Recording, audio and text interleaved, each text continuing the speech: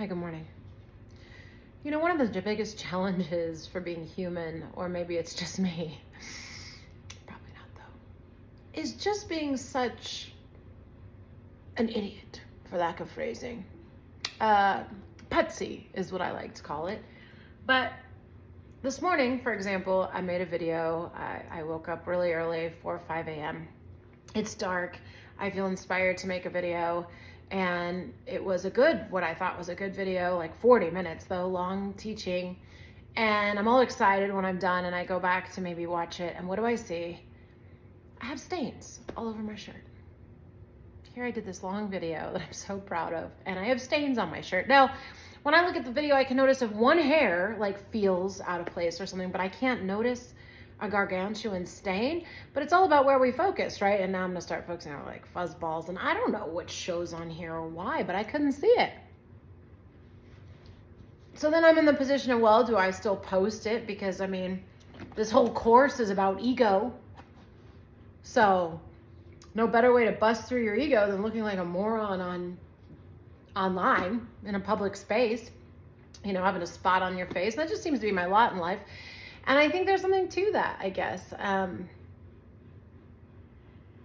I think about it as associated with what I was teaching this morning, I mean, or the things I was talking about, I see that in an effort, we want to look perfect because we want to be perceived perfectly. The humorous aspect of that is no one can perceive me as I am. People can only perceive me how they are. And I can only perceive other people how they are or how I am. And if you were to ask me, I would tell you that I'm someone who has stains on them. Isn't everyone? And part of this is seeing people regardless, or seeing their perfection regardless of their lack of perfection when it's presented to me, because the lack of perfection I'm seeing in them is a lack of perfection I believe exists in me. And so when I see these images, thoughts are just images I've made, they're just beliefs I continue to think that are constantly being ratified back at me. So one, I can heal them too, because I'm a powerful creator and I'm designing the reality around me. But when something is presented to me, almost like an image on a screen, it's coming from me. It's in the Four Agreements talks about it. You know, everything that I'm studying, Abraham talks about it, Alan Watts talks about it, Neville Goddard talks about it. Like, the world I'm not the way I am because of the world made me this way. The world is the way it is because of the way I am. And we've got to reverse that relationship. And so at the end of the day, the truth is no one's even going to see the spots on my shirt unless that's what they look for in themselves. And it's a teaching moment. If you watch a video and all you can see are my imperfections, then gosh, you must be looking for all of yours. And that's a hard way to live, as someone who often lives that way. These donuts are delicious, by the way. So, with that, let's do the lesson of the day. So, I don't know if I can post that teaching or if I need to retake it. I liked a lot of things about it, but I guess I'll listen to it and see if I said anything that I couldn't capture in another one. It seems distracting to have stains on your shirt, but I don't know, maybe it's fitting. Okay, lesson 81. We're not doing 5 reviews like we did in the beginning. We're doing 2 for each day. Our ideas for review today are lesson 61, I am the light of the world. And it has new verbiage for us. How nice. How holy am I, who have been given the function of lighting up the world.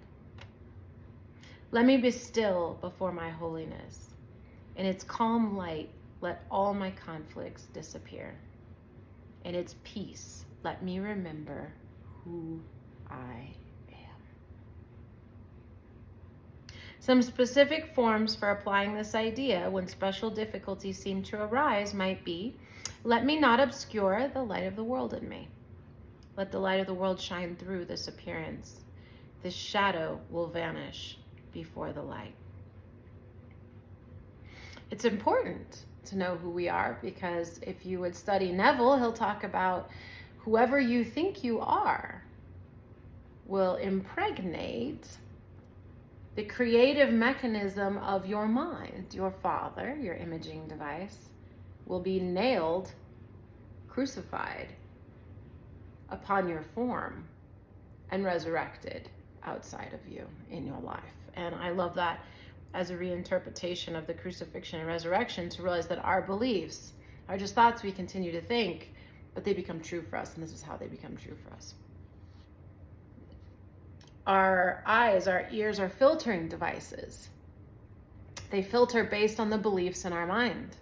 We're well aware that this world is not as solid as it appears. It's the benefit we have of modern science, maybe one of the few, but that we have now is knowing that nothing is made out of anything. I'm waves, particles, the sound waves, audio waves, right? There's all this stuff in the air, and the only reason it's perceived to be physical is because of my senses. I am not made out of some physical goo. It would be a different conversation then. So my mind is defining what comes through my senses, and as such is interpreting the dream to a specific way for me. Lesson number 2 for review today, lesson 62, forgiveness is my function as the light of the world. It is through accepting my function that I will see the light in me. And in my light will my function stand clear and perfectly unambiguous before my sight. My acceptance does not depend on my recognizing what my function is, for I do not yet understand forgiveness. Yet I will trust that in the light, I will see it as it is. Specific forms for using this idea might include, let this help me learn what forgiveness means. Let me not separate my function from my will. I will not use this for an alien purpose. Grievances, miracles, forgiveness, resentment.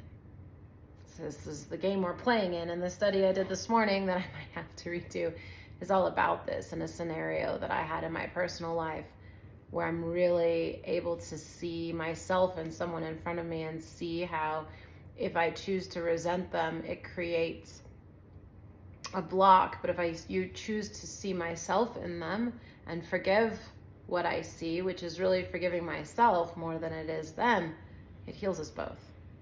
And that's what I want, more than I want to be right. And I think that's the key to this work, is we have a lot in this world of folks that would rather be right than be happy. And what you have to ask yourself is, do you want to be happy?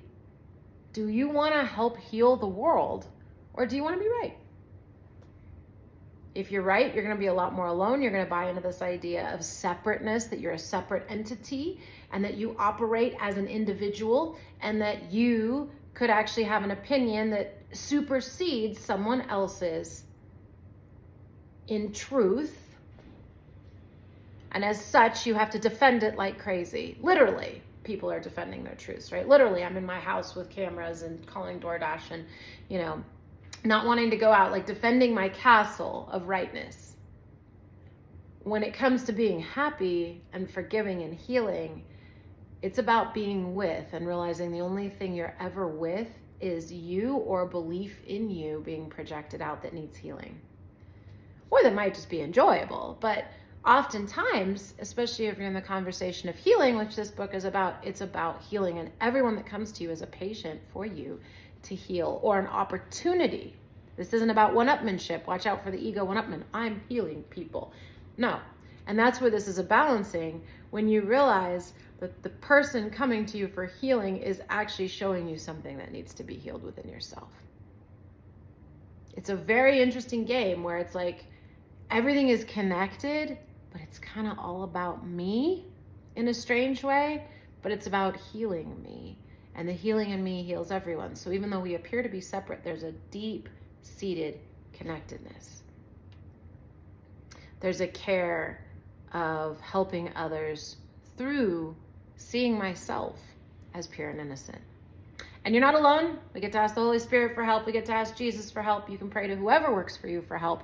And you get to know that there's another piece of you that is in this physical body that understands what's going on and can see clearly and help guide you. So remember to ask for help. Enjoy reviewing your lessons. I am the light of the world. It's one of the best, and forgiveness is my function as the light of the world. And go out there, my little lights, and forgive. Have a great day.